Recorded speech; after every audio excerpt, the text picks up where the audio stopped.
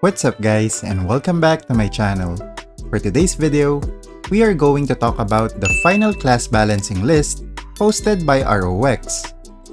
But before we start the video, do you have problems AFK grinding in ROX?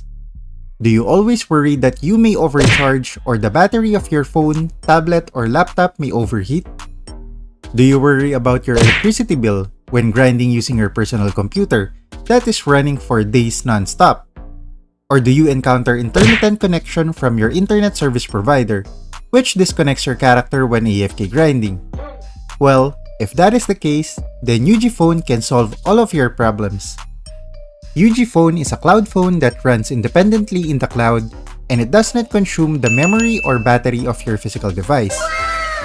Even if you close the UgPhone app, your game will still continue to run in the cloud, which makes this the perfect phone for AFK grinding for 24 hours, 7 days a week non-stop. Nice. You can also run multiple instances of UgPhone in one account, which allows you to play and grind multiple games simultaneously.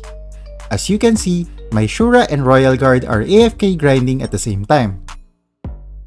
UgPhone is available in Google Play for Android, App Store for iOS, Windows Store for PC, and you can also use a web browser to run UgPhone. So if you want to try out UgPhone, you can use my link shown in the description below. And you can also use my invitation code, which really helps me out. So thank you guys, and thank you UgPhone for the sponsor. Now let's get back to the video. Now this post came after a few hours after I posted my video yesterday. At first, I was like, darn, I should have waited for a few hours so I could have included this in the video. So I was thinking, maybe I should create another video about this today. However, when I read the post last night, I saw that the details of the class balancing are the same details that were leaked a month ago. What? If you remember, I created a video last month pertaining to the leaked information about the upcoming class balancing by ROX. This information was posted in a website, and other content creators also made a video about this. So when I did my video last month, I emphasized that we should take this with a grain of salt, because this is not the official post from ROX. So the details may still change during the actual patch. However, I was totally surprised that the information was actually accurate. At first, I wasn't sure if I will still create a video about this, but I realized that some of you might have not seen the video that I posted last month, so now, let me give you a general idea of the changes that will be implemented on July 30. If you want to check my other video, which is more detailed, you can check the link in the description below. The first class on our list is the Sage class. These changes are a buff for the Sage. For me personally, the most notable things in this change are the magic barrier to all party members in the magic rod skill, lowering down the agi requirement to increase the trigger rate of the auto spell skill, and lowering down the dex requirement to increase the elemental arrows level. For the Earthgrave, Diamond Dust, and Varietyr Spear, improving the damage computation and adding more damage for every int that your character has. Nice. Again, these changes are a buff to the Sage class. Moving on to the Bard and Dancer, I know a lot of players in the game are waiting for these changes to happen. It's because the Bard and Dancer were severely nerfed in the class balancing last summer.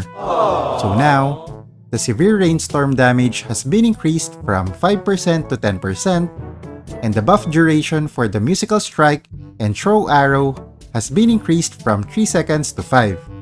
This is obviously a buff for the Bard and Dancer class. Moving on to the next class, which is the Crusader, there are so many things written in this change, and I'm pretty sure that a lot of you don't like reading this stuff. So let me give it to you directly. This is a nerf for the Crusader class. Basically, the damage of the shield boomerang has been lowered down, and they changed the mechanic of the skill. Let me give you an example, so that everyone can understand the change in mechanic for this skill. Thank you.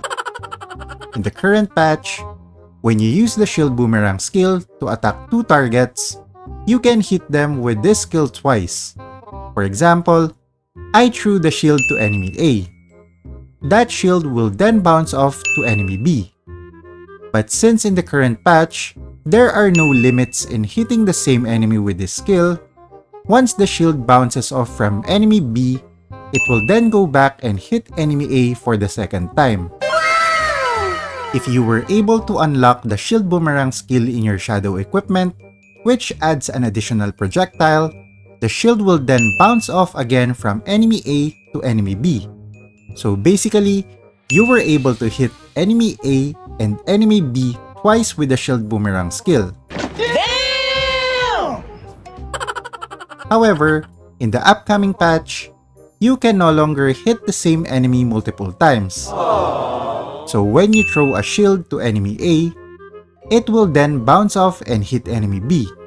However, if there are no more enemies within range of enemy B, the shield will no longer bounce off and go back to enemy A.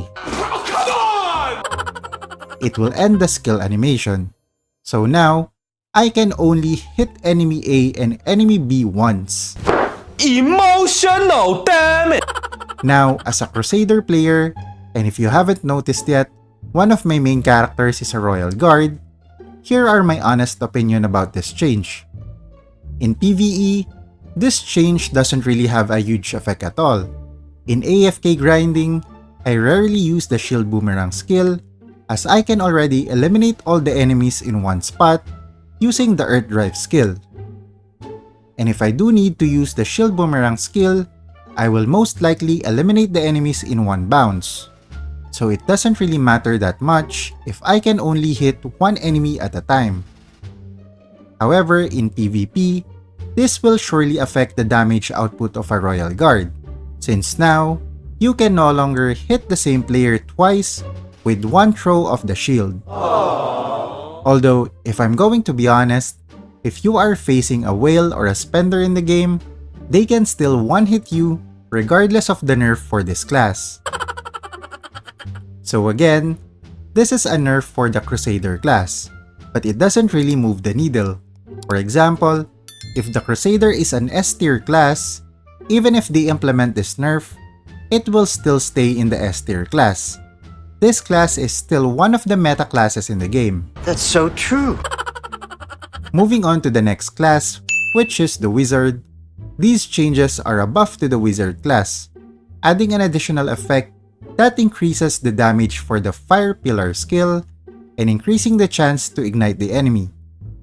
Next in the list is the Ninja class, specifically for the sword build. Again, these changes are all buffs for this class. The Throw Shuriken has been improved by lowering down the Zenny consumed when using this skill, while also increasing the damage output that it deals. The Final Strike cooldown has been lowered down from 15 seconds to 10. The Final Strike Up provides additional cooldown reduction for the Final Strike skill.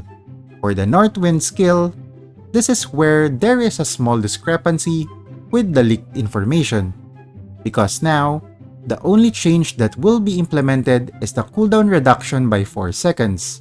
In the leaked information, there was a change in the damage computation when inflicting shadow physical damage, wherein the strength stat will be included in the new computation. I mean, if that was true, the damage of the North Wind will surely be massively increased. Nice. However, in the final notes provided by ROX, they did not include that change. I'm not sure why, but they will only be adding the cooldown reduction mechanic for this skill. For the ninja's final skill, which is the Shadow Slash, the main change here is that they have included the STR in the damage computation. And moving on to the final class in the list, now these changes were not included in the leaked information a few months ago. There were no details of the changes that were going to be applied to the Taekwon class. So these are basically new information for me. Just by reading the description, it is obvious that these are all buffs for the Taekwon class. However, let's be honest here. These are all general information about the changes. There are no damage computation, no cooldown details, or anything that shows how big or small these changes are going to be. So it is really hard to gauge if these are going to be a significant improvement for the Taekwon class. I guess I will just have to wait and see for the actual patch to be implemented and do a side-by-side comparison with the before and after the class balancing update. How about you guys? Do you agree with the buffs and the nerfs in the upcoming patch? Let me know in the comment section below. If you enjoyed the video, don't forget to leave a like, and if you want to see more ROX content, don't forget to subscribe to the channel. GG! You're a superhero.